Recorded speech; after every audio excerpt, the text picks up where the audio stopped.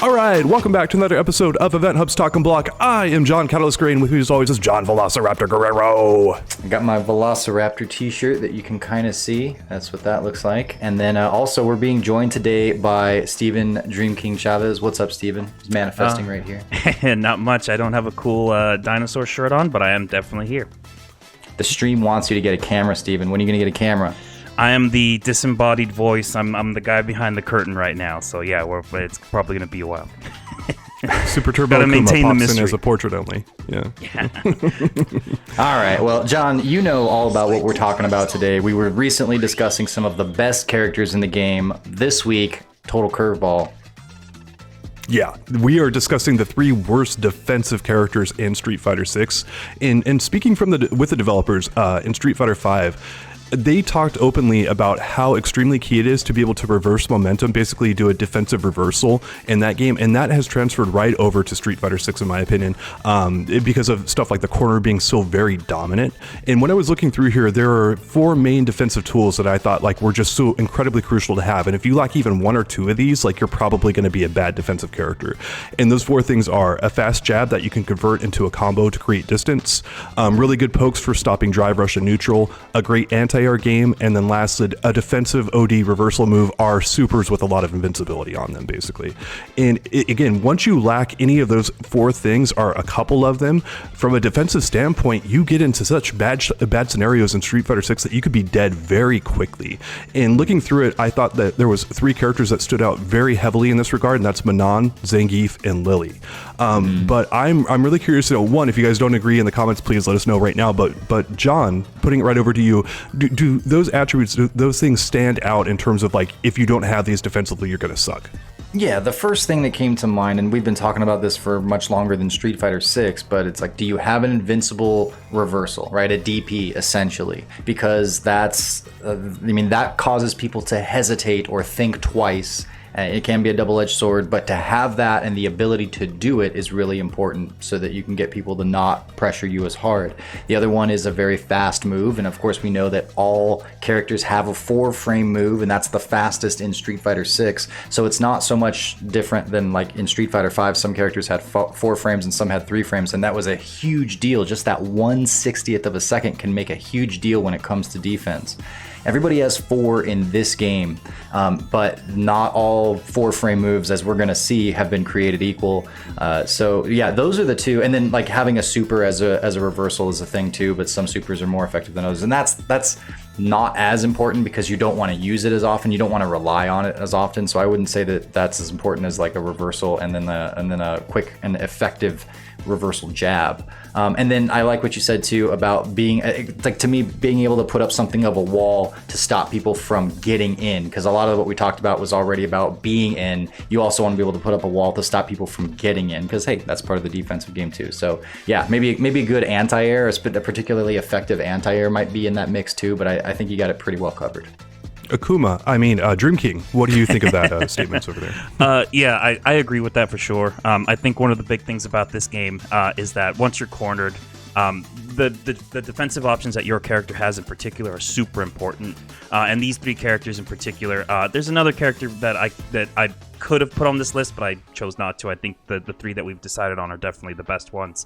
But if you don't have that OD reversal, and we'll also talk about drive reversal because it's really not a great mechanic in this game, and that could help these characters pretty nicely. But the fact that being pinned down in the corner is such a thing, and if you don't have a get off me move that is reasonable for resource use, like then it's pretty difficult to get out of the corner and to survive and stuff. So these characters, I think, all have that as well. They all lack an OD reversal. And to get out, it's a bigger commitment. And we're going to, as we get into this stuff, we're going to see that some of these big commitment moves still aren't the best options. And it's like, well, come on, what are they supposed to do at that point, right? So I agree that I agree with kind of the foundation we've set here for sure in terms of what makes a bad defensive character. I do have one clarification to make before we get too far into this, and that is that, like we were talking about how you can put up a wall, are we specifically saying defense is not only when you're knocked down and your opponent is applying pressure, but also just the general keep people away from you? Because that might change my opinion. Dalsum, for instance, I think is really good in one of those arenas and then not great in the other. If we're only measuring the one, maybe my answers change. But if we're talking about just keeping people away and getting them off of you once they're on you, then I think Dalsum's amazing at one of those. Yeah, all those things. In drinking, you said you had a fourth character here. Who's your fourth? Kimberly would be the other one that I would potentially consider, but I think Manoa might take the worst, or I think she has worse defense than Kimberly potentially, but that might be one I'd look at more closely under a microscope, and maybe we find some stuff there. But I still think, for the sake of this discussion, I think Manoa is a good pick. All right, well, let's start here with Manon. As a grappler, you wouldn't expect her to have fast, long-reaching normals in neutral, because that would give her too much of an advantage in getting to her command throws. When people say that Manon has trouble defending against Drive Rush, this footage here from Just a Kid and IDOM illustrates that point really well. The very first move that Just a Kid does is an opening Drive Rush, which IDOM fails to stop here. And it's like, okay, like, you know, he wastes no time basically getting into it. Like, okay, I know what your biggest weakness is, and you're going to eat this. And then so Just a Kid's Jury is able to apply pressure pretty liberally against IDOM, who's a former Capcom Cup winner and the best, in my opinion, Manon around. And he cannot find any real way of keeping Jury out consistently here in this footage that we're showing. And so really good pokes for stopping Drive Rush and neutral are something that just Manon, in my opinion, completely lacks. She has some stuff that, like, you know, it does an okay job, but you start comparing her to the rest of the cast and she really falls apart there. And often her best way to stop Drive Rush, and you can see this in the footage, is crouching light kick, because it reaches so much further than most of her other normals, and it's 5 frames. But this means that whenever Manon comes up against a Drive Rush heavy character, something like a DJ, a Jury, she's probably going to lose, or she's at a very significant disadvantage there. And this is a character who gets messed up hardcore by Drive Rush. And real quick, Steven, have you ever seen anyone Drive Rush in Street Fighter 6 before? A lot. Yes, that's what you're going to see a lot of. John, it sounds like you want to say something there. Go for it. As I consider most of the Manons that I've run into, they tend to be more offensive in the neutral. Like, they will jump, they will go for the, you know, her really long range spinning sweep, or they'll just try to like tag you. But Manon moves forward, and that's what grapplers do. But it's to me, as I think about it, I'm like, yeah, but because if she doesn't, she's just gonna die. And she has, like, I think she has a pretty good anti-air. She should be patient to an extent, but it almost feels as though, you guys let me know if you agree with this or not, her defense is so bad that she almost immediately has to churn over to offense because she doesn't feel like she can rely on her defense, or rather the players that use her tend to feel that way. And you see them pouncing forward with a little more just go for it, some do it energy. And I think that might be a big part of why. Yeah, and she flails away with some of her normals here, like her sweep and other stuff. IDOM tries to use this basically just to throw out a Hail Mary that he hopes will give him a defensive chance. And that's kind of the name of the game here with Manon. She gets into such rough spots because she lacks an OD reversal pretty much, like she has nothing there. Her best way of doing this is actually with a super, and her super one is not too bad with 10 frames of startup. That's actually one of the most key things that you want to look at in terms of if a super is good from a reversal standpoint, is what is the startup frame data on it. And then her level 2 and level 3s have an actual faster startup at 7 frames, so she actually has some pretty decent, relatively speaking, for her in a vacuum, super moves that she can use to get people off of her. But the thing about it is, you're not always going to have access to that, and by the time you get access to these, you might already be dead. It's also worth noting too that her level 1 super side switches as well, which is great if you're stuck in the corner, and that's great for a grappler. I've kind of looked at the supers of these 3 characters pretty closely because I play Lily, so I know all about how to use that defensively and stuff, and where it lacks and things like that. So in terms of these 3 characters, Manoa actually might have the best level 1 super from all. I think she does. I can say that confidently. Yeah, she has the best level 1 super out of all 3 of them for sure. I think that Manon probably has the best general defense of these 3, in my opinion, because she does have a farther reaching jab that is her 3 frame. Now, it's not a low, like Zangief says, but it is still pretty good for interruptions, and especially at that range. and it can link and go into, she has options from it. So if she lands it, she can go into a no cost knockdown that gives her some Oki. She can go into a drive rush into a metal throw. So I think that's what you're going to want to do most of the time, but it costs 3 bars. Or you could even go into like level 2 if you have it. But she has options, is my point, if she's able to get that jab out. And that jab has some decent reach. I believe she's got crouching jab and standing jab at 4 frames. I don't know if I said 3 either, but if I ever say 3, I meant 4. And so she does have options, but she doesn't have that invincible reversal to be scary with, and that immediately puts you in a certain place. And then her neutral is it's not effective in a lot of ways. So she has to go guessy, and that can be frustrating to fight against because you're going to get swept a couple of times against Manon. You're like, why would you do that there? Well, it's because she's got poor defense to begin with, and a lot of times it doesn't go in her favor, and then she's having to deal with these really bad situations, getting pushed to the corner and such. Yeah. One area that Manon actually does have a fairly good defense, and that would be her anti-air game. John, you were talking about this before, and that's because she can actually convert from her anti-airs into her command grabs, which builds up her medals. And then if she gets a fully buffed medal grab on you, she's got 5, and she hits you as a punish counter, that is 42% of your health, a little over 42% of your health. It is devastating. And so, as John was alluding to before, this character tends to be like kind of YOLO and kind of wild when she's on defense, and sometimes even on offense, because she's designed to have to take risk to win. Like, she's a full-blown grappler character where if you don't do some kind of YOLO stuff, your odds of winning sometimes are going to be fairly dismal, because it's like, well, what does she have? Her long range stuff is all very punishable. A lot of her other stuff is just, it kills her. She's very stubby, and she relies very heavily on momentum to get wins. And the reverse is true, that she relies very, very heavily on breaking the opponent's momentum to get wins, which she's terrible at. Yeah, but she's definitely one of those. Well, first of all, she's a grappler, hard to balance in the context of a game that's not just grapplers.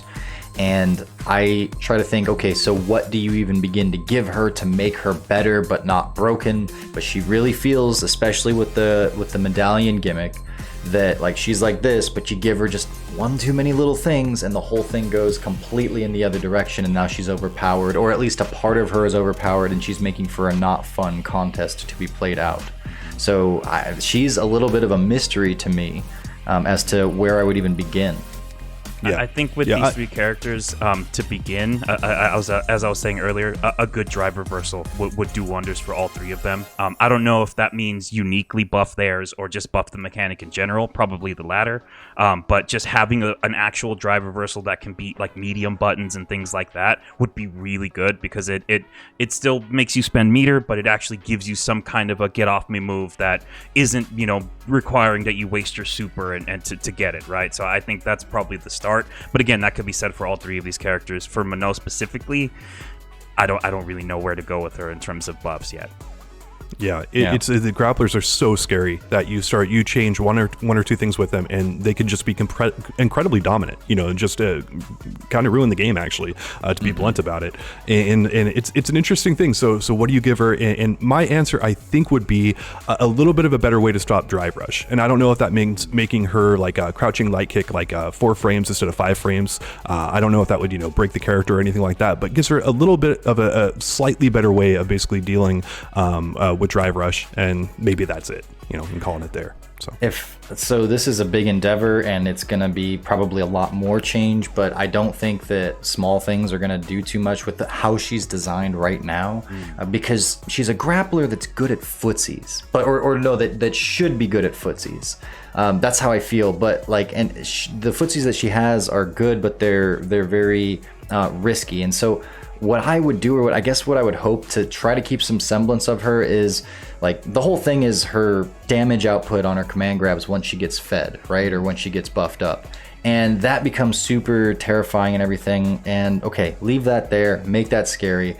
I would maybe turn things around so that she's playing more footsies effectively, and Manon players feel like they can do that, and that they can rely on footsie play, smart footsie play, to enhance the command grab play. And so one feeds into the other. But to do that, you'd have to do something along the general lines of maybe even bring damage down on her actual physical hits, but give them much more utility, so she can play this game that's fun and engaging and that opens up her command grabs, and then her command grab side side is kind of broken, but that's, it is what it is, and she's got to get 5 and all of that. But that's where my mind goes in terms of trying to make this character still balanced, still fun, still play well with everybody, but very engaging to actually play with and against. This isn't necessarily a buff, but since we're kind of talking about how to make her defense more effective, one thing that is actually quite good about her is her OD up kicks, which are really fast and are only a quarter circle forward motion. So they're great for stopping neutral jumps, which is a common tactic in the corner. You've got your Lukes, your Kens, and your JPs with their ridiculous like neutral jump heavies. That's a really good move to use on reaction to get them off of you. And the fact that it's only a quarter circle motion makes it a lot easier to do than a DP and react and stuff. So that's something to keep in mind as well. If you are playing Manon and you're trying to look to increase to better improve your defense, something like that is also a pretty good tactic to use. All right, so moving on here, we've got Zangief, and the recovery on most of Gief's normals, especially the long-reaching ones, is very intense. For example, his charge standing heavy punch has 24 frames of recovery on whiff, so you see Gief players fish with this a lot in neutral, and it's a type of thing where if they're whiffing, you can blow them up really hard, and you do not want to be punch countered in this game because you're adding additional damage, drive rush, gauge return, or drive gauge, I should say, return, and it's an extra +4 on hit when this is going on. So Zangief has 12 core normal buttons, standing and crouching. 75% of his normals have at least 16 frames of recovery on them, and the startup of these moves also tends to be a tad bit slower as well than the rest of the cast. Not in all cases, but in many cases. And then if you want to look at his command normals, 10 out of 12 of those have 17 frames of recovery or more. So this is a character you do not want to whiff with your normals while you're playing as Gief, as most of the buttons he hits are very large commitments when compared with the rest of the cast. But he does have some really good normals in his crouching light punch, which is +1 on block, which is very rare to have in this game. And then his crouching light kick is a 4-frame normal that reaches a fairly good ways for a light move, which we're going to talk about Lily here in a second. So when you're comparing 4-frame normals that go a good distance, like Gief having that at all is a really good thing. But John, what were your defensive discoveries about Zangief? Like, what things did you see that did not click well for the character? Well, so he does have the crouching light kick, which is a low, and that's something because you can't block it standing. You have to be crouching, and then so you're going to open up some people that are blocking. So that is nice to have, and that translates into some routine combos that, similar to Manon, he has options out of. He can go into ending in a lariat, or he can go into maybe a special, and drive rush into more. Just really quickly, with lariat, you have to be pretty close for that, and I was just playing him earlier today. I wanted to get a little bit of a feel for what he does. And it's pretty tricky to convert with that in the sense of like they have to be pretty much on top of you for you to get that, or you have to use OD, and even then kind of connecting OD lariat off of lights is a little bit weird. It's a bit more consistent than the normal one, but it's still it's not a guaranteed thing, at least as far as I've experienced so far. Not as effective as Manon.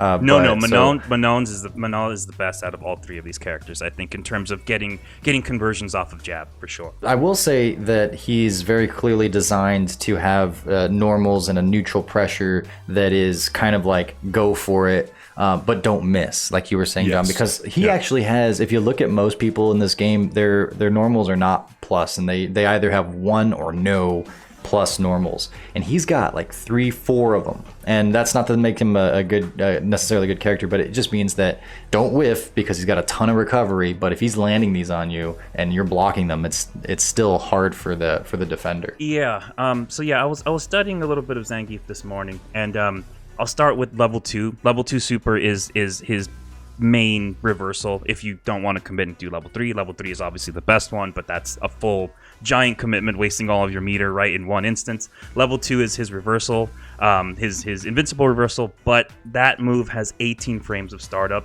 I was testing that a little bit, and Ken can bait it with medium punches, standing and crouching, and it's like it's what he has to rely on, and it's really rough. It's like, man, that like level 1 is his anti-air super. It has no strike invincibility, doesn't get you out of dodge or anything like that. It's literally just for anti-air, and even then that move is pretty terrible.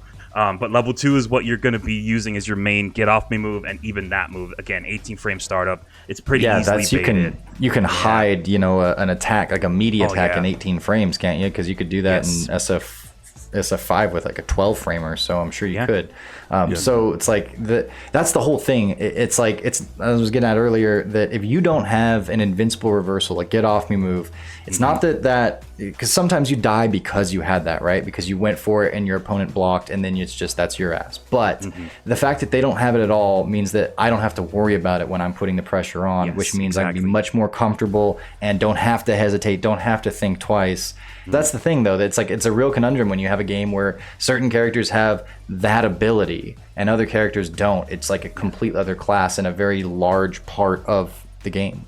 Yeah. For Zangief and Lily, I think I guess my philosophy on this is kind of like you don't want to give too much to the grapplers, but if you have a get off me move that requires a lot of resources, it should function like a proper get off me move, even if they're a grappler, right? Because you've got all these other characters that got level 1s that are much faster and work as actual invincible reversals, and then it's like, well, the grapplers don't. It's like Zangief still has to waste 2 bars, man. That's a lot of meter, especially if he's fighting a character that's a projectile thrower. Like that's his main counter to projectiles, and you're going to use it as a reversal. It's a very large commitment, and to like put that up and then go, well, that move's still not good enough. You go, come on, man. Like they're wasting the bar. They should get that benefit.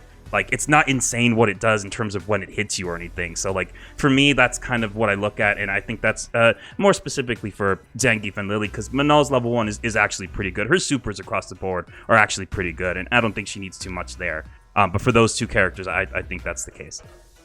Okay, so if we're talking about Zangief, at least, like, I go, what if his OD Lariat, which has 12 frames of startup, so it can be baited with a properly timed meaty, were invincible reversal style thing, where if you were attacking, it would beat you out. If you're not, then he gets a full... Are you already saying no? I already say no because we had that before in Street Fighter 4, and it was just way too good. But no. But like, what was the startup there? I'm saying like it's something that's not even as good as a DP in that its DPs are faster and can beat stuff better. Like this could be baited out even easier. So it's like a DP light, and he still carries the risk of being completely punished with a drive rush punish counter afterwards. But like that would give him something on defense.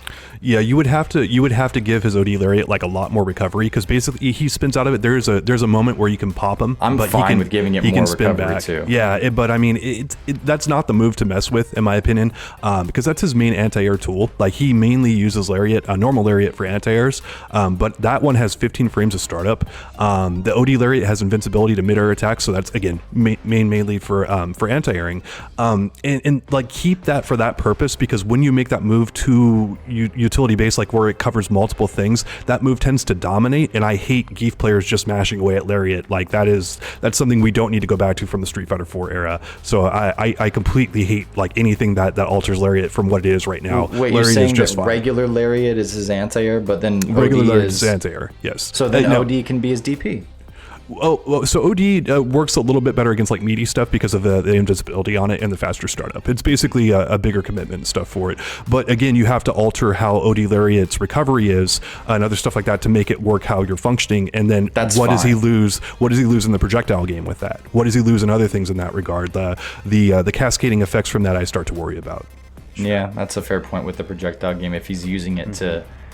Well, I don't know, man. If you miss with it, then you get your ass kicked. But like, I mean, here's the thing. I hate DPs that, remember Yuns in AE that moved so far that it often became safe or that it was hard to punish. And you're like, this move exists for a certain purpose. And that is, it's a big risk. It's a double-edged sword. Let it be that, and let its recovery and its distance or whatever it is, like let it be easily and conspicuously punishable.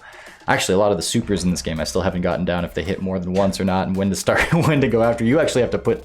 That's another story to talk about. I just lost a game with Zangief against a DJ player because I parried level 2 and I thought he was going to do the whole thing, and he just did one. And he did one hit, and I'm like, oh, man. And he got me. I was like, damn it. Marissa, her anti-air one, she also, for some reason, comes down with the people's elbow, and I didn't know that, and I lost a tournament game because of it. So you gotta lab your super punishes and how long you have to block or parry. But we were talking about Lariat. I just think that...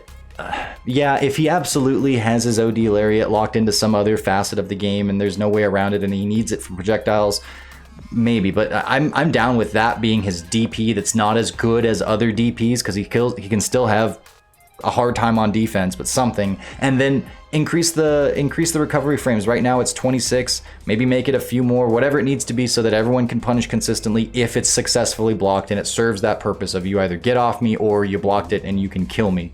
And it doesn't have like 3 hours of active frames or something like that, because that would be frustrating too. Like, have the recovery be after the active is done, whatever. But I think he could benefit from something like that, because Geef is often tossed around, and I don't think he's the worst in the game, but people will say he's the worst in the game, and it's easy to say that, and it's, you know, but when he's in that discussion, a lot of Geef players say that. Yeah, a lot of Geef players are like, this character's terrible, and please buff him a million times. And it's like, no, Geef is actually, in my opinion, perfect where he's at. He's the character I would touch the least out of all this list, because it's like he already won a CPT event. Snake Eyes won it. Really strong Geef players are winning with this character. He's a grappler. He should not be altered from what he is right now, if you ask me.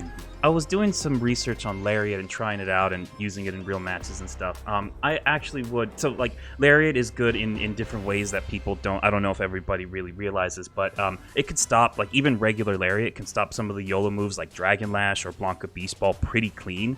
It can stop E-Honda's Headbutt as well, but that one's a little bit more of a tricky kind of interaction. If you use it too late, you'll get hit out of it. But it has some utility that's really interesting. The one thing I would probably do to it, though, is that it can be a little bit wonky when it comes to cross-ups, and obviously he's spinning and hitting on both sides. If anything, maybe buff OD so that it does properly hit on both sides, because it can be a little bit weird there. That's something that I don't think that's too crazy. It's like, hey, he's committing, he's using the meter, let him hit both sides and stop the cross-up, because, you know, he's Geef, he has terrible defense. At least give him that, because I think that seems pretty fair from what I've seen and experienced so far. Couldn't agree more on that one. That's actually one of the changes I did have for it, is that he is very weak to cross-ups, and I don't know if Geef necessarily with his Lariat should be super weak to him. It's just kind of like how the move works and stuff. Like, him being very good against cross-ups is fair, and again, if that cross-up is super meaty, if it is 11 frames in there, you're blocking and you're getting a full punish on that sucker. Yes. Yeah, exactly. Yeah. And it's like, hey, he's wasting the meter. Like, I don't think you should make that change maybe for regular Lariat, but if it's OD, it's like, that should be something there. It's not the biggest change, but I think it would be a nice quality of life buff for him. The other thing that's interesting about Geef's defense that we haven't talked about is his chained light attacks. So if you mash a light punch and you continue to mash light punch, you'll get a chain attack, basically, where it's kind of a string of light punches that happen in rapid succession. His crouching light kick is 4 frames, and if you chain his light kicks, they become 3 frames, actually, and you get a true block string. So you can hit like 3 crouching light kicks in a row and get a true block string so that nobody can interrupt that, right? That's pretty interesting when you look at it in the defensive way of like, hey, if this is a defensive crouching light and I'm in the corner, I can at least get that block string and push the opponent away enough to give me some breathing room. It's not insane, but it's a nice thing to have for Geef, and he can also kind of mix things up and do 2 crouching light kicks instead of 1, instead of 3, which leaves him at perfect SPD range, stuff like that. So he can do some interesting things with his chain attacks that I don't know if a lot of people really have seen before, but that's another little feather in his cap for his defense as well. Yeah, and one of the things we didn't touch on with the Super 2 is that it is extremely good in terms of invincibility against projectiles. Yes. And it has a vacuum effect on it, so he can hit you, I think, like half screen up to like 3/4 screen. If he sees it, if he sniffs it out and does a Super 2, Snake Eyes has done this to me multiple times. Shoutouts to him. That is not fun to have to deal with. And then I also want to talk a little bit more about his anti-air, because it's actually really good in some spots and then absolutely terrible in others. The hit and hurt box on his Lariat can be very awkward. And he loses when he tries to counter most of the meaty safe jump snares, as we talked about, but also characters that can alter their jump trajectory, like DJ and stuff, they can kind of sway around his moves and get a giant punish on him. And so when we talked about Geef having very heavy commitment on his moves, I want to highlight and underline that again, because there are just some characters who just are so good at baiting out what Geef is going to do, and then they're taking off 40% of his health or whatever for trying to go for an anti-air. That is a big deal. So in some cases, Geef's anti-air looks awesome, and then in others, when you really get into the weeds on it, it's like, oh my gosh, this is maybe the worst anti-air in the game in this matchup.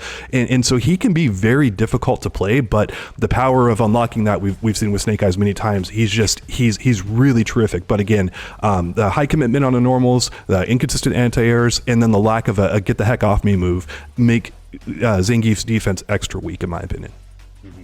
And to that, though, as well, like we're talking about how bad his defense is and stuff like that. And earlier, John, you were saying, like, you think you would touch Gief the least on this whole list of characters, right, in terms of, like, buffing their defense. And to that point, I think that's true as well. I agree with that because the amount of damage he can dish out if the opponent makes a mistake is so much. Like, getting a punish counter OD SPD is, like, so much damage. What is it, like 3,900 damage or something like that? It is tremendous for 2 bars.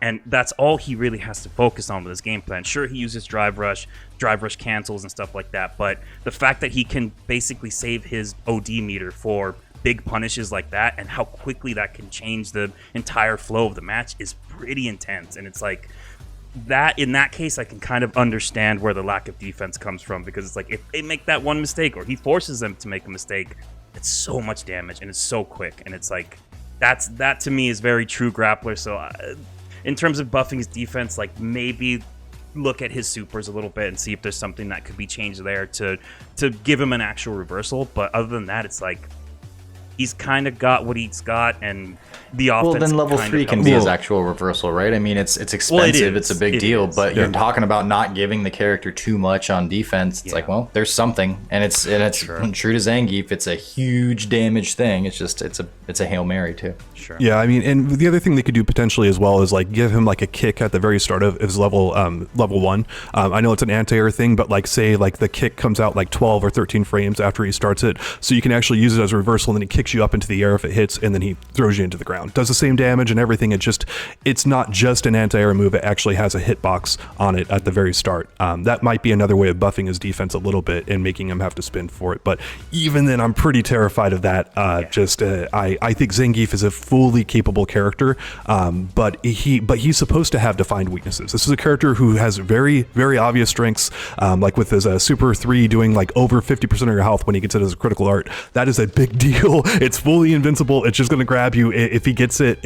He's got great stuff. So I'm really terrified of buffing this character. I want to know what the people think in terms of if Zangief is an understandably decent character with how he exists right now, or if you do think he should be buffed. Is he what he's supposed to be? Not the best in the game, but right where he needs to be, or should he go up? Let us know in the comments, because I think we're sort of leaning towards he's fine where he's at like, kind of mid-low tier or something along those lines. Is that how you guys feel about him? Yeah, for sure. Yep. Yeah. I'm always afraid of Gief. Even as JP, because it's like one wrong fireball and this is gonna hurt a lot. And yeah, so it can be hard times. It's also very hard times for Gief, so I get it. But all right, let's talk about who a lot of people say is the worst character in the game. Actually played this character for a little bit too. I bumped her up one spot after playing her. I think Jamie's worse than Lily, but that's it. That's about the only thing. Steven, this has been your main from the get-go. You love this character. Mm-hmm. You think she's the best in the game. Let's go ahead and start from there. Absolutely. That's she's better than JP. She's better than Ken. She's the greatest. Capcom did an amazing job. Anyway, this character has some interesting stuff on the defensive side, and not interesting in a good way. She has her OD uppercut, which no version of it has strike invincibility, which is what we need in this game. It can beat throws, but trying to read and predict that the pressure is going to be a throw, it's just as much of a guess as anything, right? It's very unique in what it has to do or how you use it. Again, no good drive reversal. Her level 1 super has 13 frames of startup, can absolutely be baited by jabs. I've had situations where Ken wasn't even in the jab animation yet. He did the jab and was still able to block, which is just lovely when you have to burn your meter and still not get a reversal. And just for context here, most heavy moves in Street Fighter 6 are 10 to 12 frames. So Lily's Super 1 being 13 frames it makes it unlike most of the heavy buttons. It's slower and more difficult to react with it. When it hits, it does good damage, but it's hard to use that as a reversal if the opponent is, usually, if they have some matchup knowledge against Lily, they're going to be pressuring you with lights and medium buttons and stuff like that. So it can be pretty tricky to get that out when you really need it. Her standing light kick is 4 frames, and it's great as an offensive tool when she's pressuring and she's got into her set play, but defensively it has no range. It is so short ranged. You don't get much off of it at all. from lights, from jabs, and standing light kick, you can get OD Spire, which is 2 bars. You need 2 bars for that. Or if you want to do a drive cancel, you're wasting 3 bars, and you're basically getting jabs into uppercut after that. From more up close, you can convert into a DP, but even that's a little bit sketchy because it's depends on the range, depends on what you've done, but it can be tough to combo DP off of a defensive jab or standing light kick or anything like that. And speaking of her jabs are 6 frames. They have great range, but again, you don't get too much off of them without using a lot of meter. One of my go-tos is just getting crouching jabs into level 1 super, because what else am I going to do, right? Or just bite the bullet and burn the 2 bars for OD. Yeah, so she needs level 2 super or level 3 to be have a consistent reversal. And then level 2, depending on how far away your opponent is from you after a block string, can also whiff if it's not windclad, because sure, why not? So there's that as well. And I go back to, again, the commitment of you're putting up these amounts of resources to get these big get off me moves, and then they just don't function the way that they should. And Lily is very much a good example of that, because it's you have to be very particular with how you use that stuff. But yeah, I feel like Capcom is afraid of Lily. Because when I look at most of her tools, especially when you compare them to similar characters like Zangief and Manon, she has the worst version of all of them. Or like maybe Zangief, his stuff is like his light kick, right, is slower, but it's low, so there's a little bit of give and take there. Manon's are they're not lows, but they reach pretty far, so it's like, okay, there's that. Lily's got neither of those things with her. She's got maybe the shortest ranged normal in the game with standing light kick, right? At least probably up there. Yeah. Mm-hmm. Not only that, but it doesn't hit low. So it's like it's stubby and doesn't have the utility of at least having them, causing them to block in a certain way. And then, we get into the whole thing about no DPs, no invincibility on her DP rather. And it's like, what does she have going for her? At least in the defensive realm, it feels like they didn't give her anything. They didn't go like, I'll take away this, but I'll give you a little something here. It's just, no, just take. Yeah. One of the things that we haven't talked about yet is her drive impact. I was talking with Dream King about this, and I'm like, hey man, like, why aren't you drive impacting Blanca's heavy punch beast rolls? I'm like, I do that all the time as JP. Like, here it is, here's the timing and stuff. He's like, let me show you. And we went in there, and you can do it every now and again. I think it's like almost a frame perfect counter. So if you see Blanca's beast roll and you frame perfect that sucker, Lily will pop them and be able to go into a nice drive impact combo or whatever. With JP, I think it's like probably a 6 or 7 frame window or whatever to react to it. It's totally fine. Same thing with Aki. And so one of the most core tools in the entire game, drive impact, Lily's version of it sucks compared to everyone else's in the game from what I've seen. And it's just another one of those examples of like, okay, drive impact's a very important defensive and overall tool, offensive tool as well. And the fact that Lily's is worse than every other character, just kind of like it stacks up as like, what the heck happened? And I haven't lapped every single character's DI. I know Lily's is fundamentally very, very, very bad. And it fits the character's motif. Lily has that, but it's a much worse version, except for her command grab. Yeah. It doesn't have any secret, like, oh, but there's this good thing about it, or but you can use it here. It's just like, no, she has it, and it's a hand-me-down, and it sucks, and it's broken. Yes. Yeah, it's a lot of she's got a lot of tools that you would want in this game, but again, it's like it's just like they're lacking the effective traits that those tools would normally have. And it's like, I think it's weird because she's very interesting in the sense of like her game plan is kind of spread out, because you're balancing I have to use stocks and resources for OD Spire to get in and use that as my main advancing tool, but then you want to do the grappler stuff as well, and then you have to constantly juggle the meter and like, well, what is the best use for my meter and where? And it's like, I feel like Capcom kind of just like doesn't really know what to do with her, because again, we're talking about Zangief, right? It's like he has a very streamlined game plan. It's like he waits for you to make a mistake, and then with one opening, he can get a ton of damage. Lily has SPDs as well, for sure, but again, it's like, you want to get the big damage, you need to go for OD, that's taking away from your Spire, and then if you get into Burnout, she doesn't, I mean, what are you going to do, right? But it's weird, her game plan is more spread out, and it's like, it feels like they didn't want to make any of it too good, so they just kind of tried to see if they gave her like, oh, we'll give her these tools, but we don't want to make them too good, because any of them being too good is going to be ridiculous, right? And so they're in a weird spot with this character, and it's kind of strange. Dude, not only that, I forgot to mention, her standing light kick is punishable.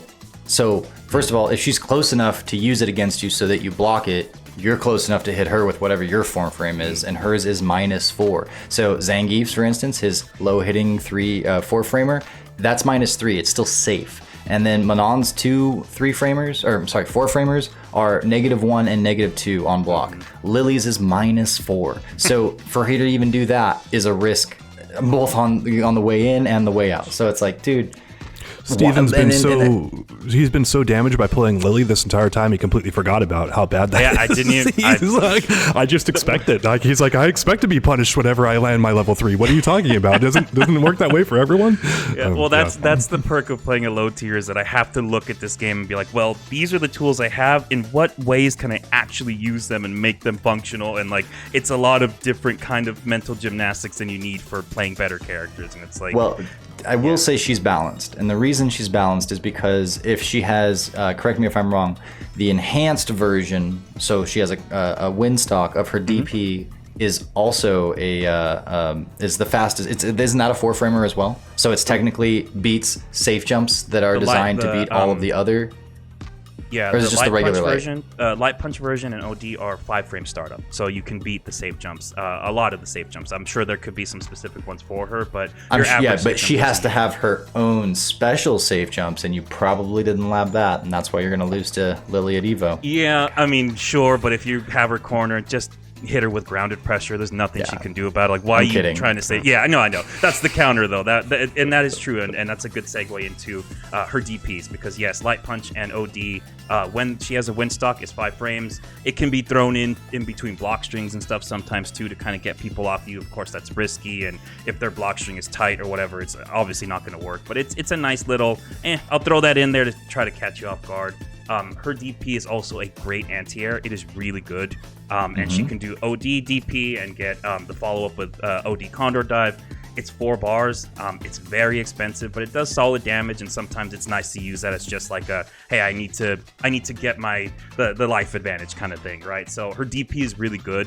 It's just a matter of trying to hit that all the time and be ready for it, and that's where it gets tricky, unless you're playing modern. But her DP is really good, so that goes in.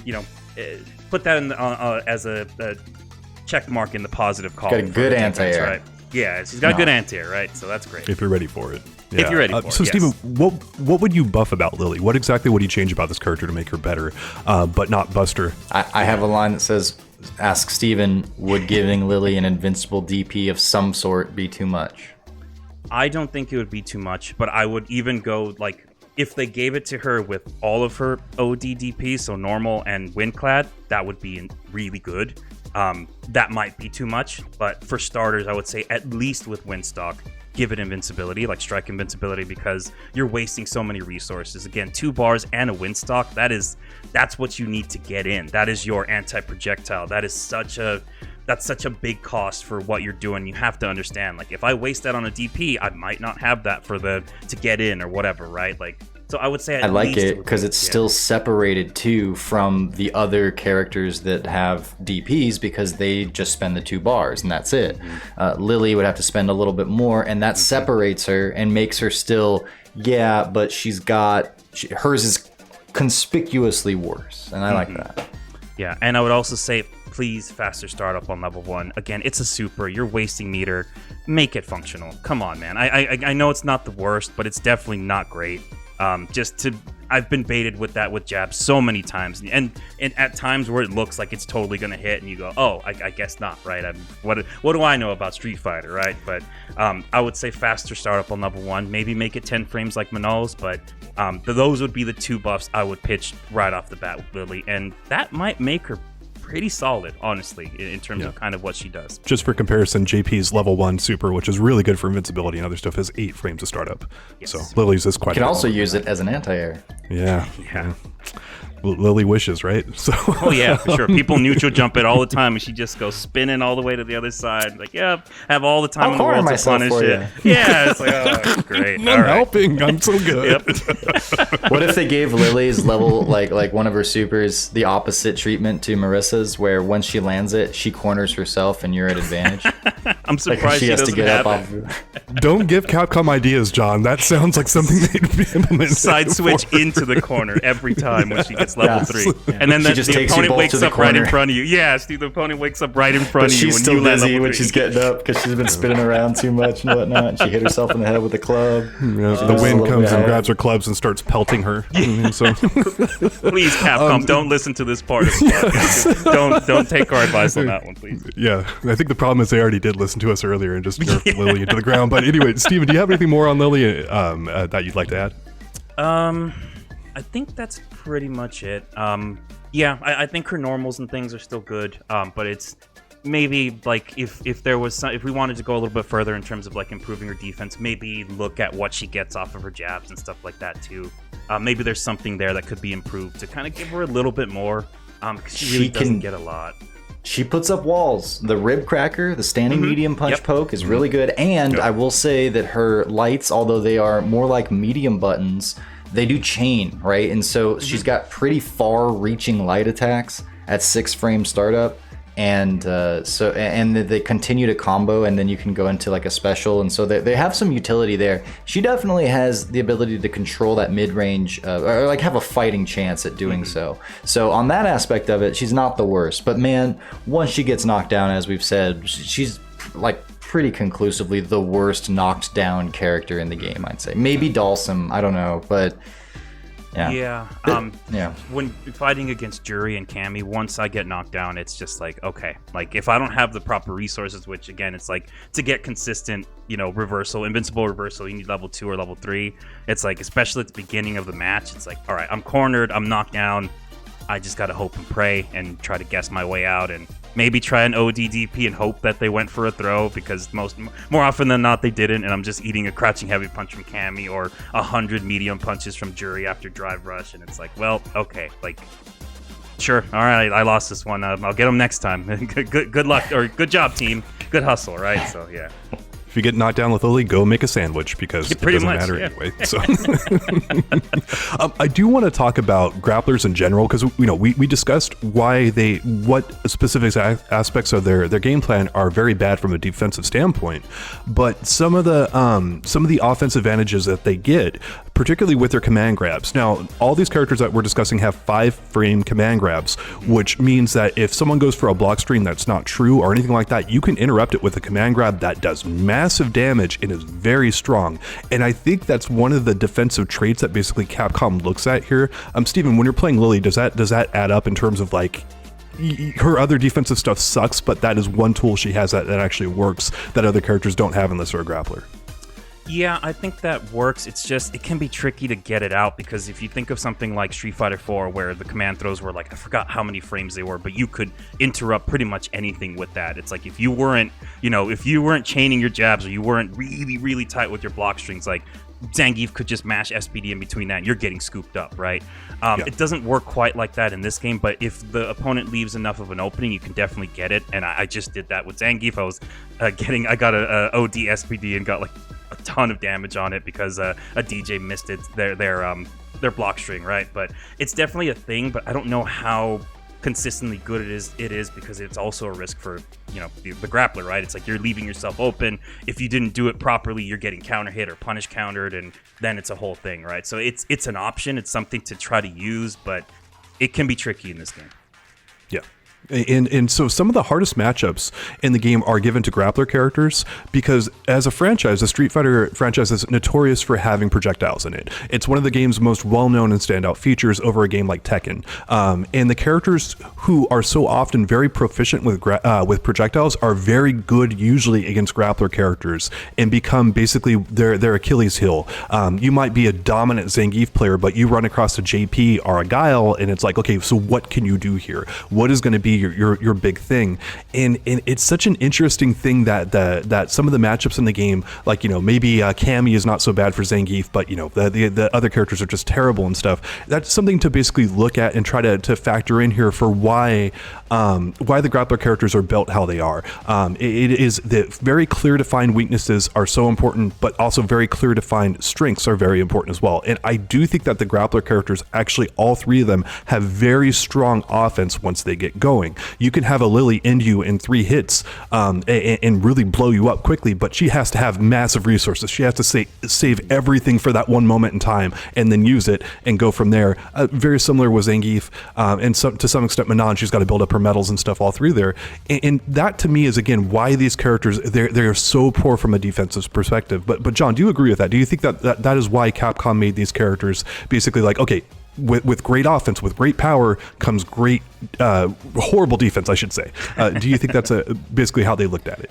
Yeah, it kind of at some point comes down to the fact that grapplers are playing a different game than the rest of the cast in a significant way, and they still welcome them in. They're still part of the group, but like what they're doing is kind of lower resolution. It comes down to like once they're in, it's sort of this guessing game, and that guessing game can be particularly frustrating. And the way you balance that is that they're balanced around whether or not they can get close and can continue pressure.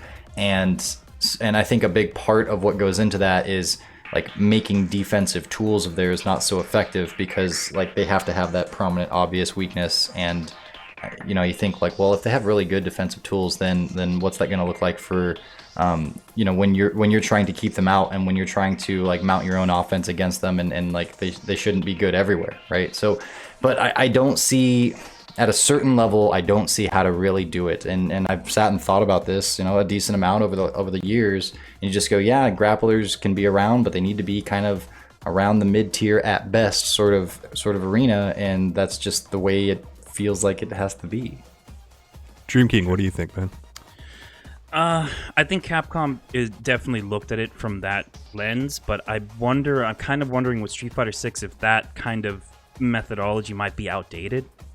Because you look at back in the day, the grapplers would get Oki off SPDs in different scenarios and stuff, and the whole point was once they got in, they could steamroll you. Like, you have to get them back out. Now here in Street Fighter 6, it's like you get SPD, you have to get a raw drive rush to get back in. Even then, you don't go the full way. Like you're getting like max range on one of your normals. You're not right up on the opponent, right?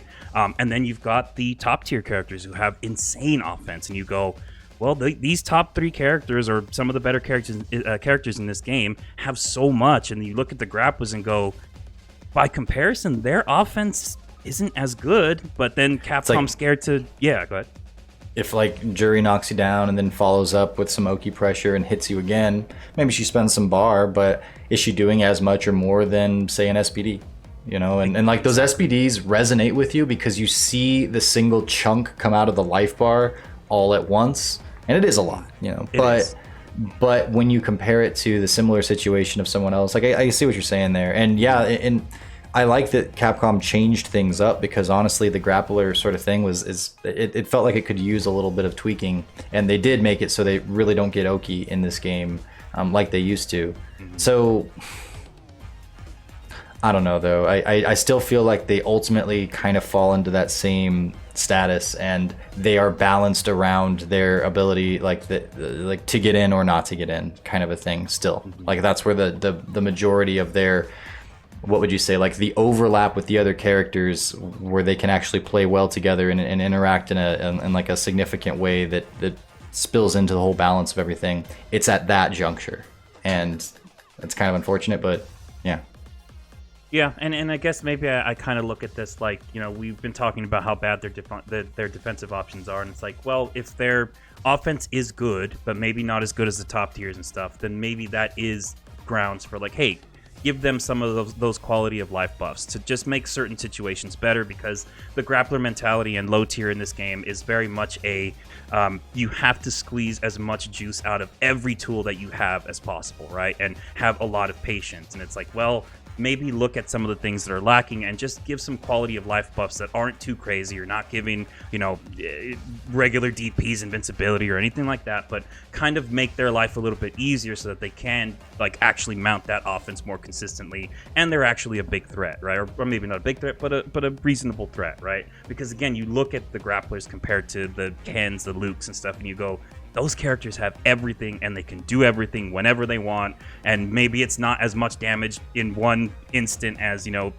punish, counter, OD, SPD, right? But my God, man, like what those characters corner can carry do. Into Oki in the corner, or Yeah, and it's the age-old, it's like, why is that okay, but it's not okay for grapplers to have certain things, right? So I feel like maybe Capcom did kind of have that same idea, like design idea behind it of like, we don't want to make the grapplers too good, but in the realm of Street Fighter 6 and how everything kind of works together, it's like maybe those characters need to be kind of revised and just reanalyzed and like, hey, what can we do there to make them have more of a consistent game plan so they're a threat? Yeah, I agree with the quality of life buffs, but I'm still terrified of grapplers. I've lived through too many eras of grapplers just being insanely dominant when they are good, and it just it ruins the game if you ask me.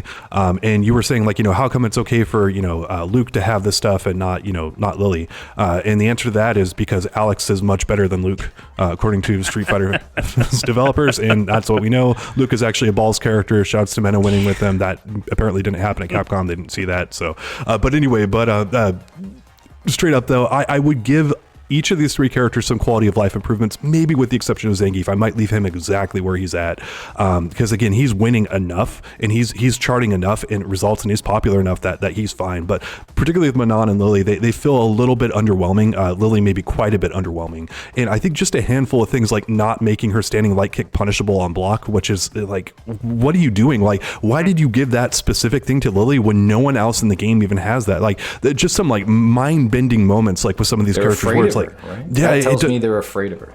Yeah, or either that or like they think she's in like next Alex or something like that. So, but anyway, those are the changes I would make. But again, I always put the caveat on there that I've lived through enough grapplers being incredibly dominant in Street Fighter, and generally it's a bad look for the game. Almost no one except for grappler players goes, oh, okay, this is good, kind of thing. Almost everyone's like, I think it was Combo Fiend who compared it to like the Indiana Jones, like the boulder rolling down the hill, kind of thing. And it's like, you can have that scenario happen. And that's fine, but you better earn that. It better not be from the very start of the matchup. And we had something like Arcade Edition Zangief, where that was at the start of the matchup, and Zangief players are dominating in top eights and doing all this other kind of stuff. Like, we lived through that. I think we've seen enough of that we don't want to go back to that again. It feels unfair, because those characters can make you play a one-player game.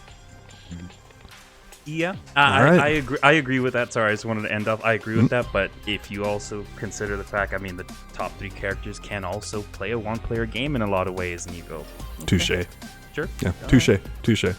It's okay for Luke to have it because Luke is ultimately not that good, Steven. That's what that is. Yeah, and because he's not a grappler. Again, it's a very old way of thinking. Yeah. But again, I totally agree. Like, if grapplers are too good, it can be absolutely a problem. It's funny when you look at it like that. You go, well, the grapplers can't be good because we have history telling us that they shouldn't be good. But then you've got Luke and Ken and JP, and they can play like grapplers and steamroll you and do whatever they want. It's like, but that's okay because they are zoners and rush down. The fix is give Luke and Ken command grabs. And yes, exactly. Yes, and air throws and everything else they want. So. Yeah.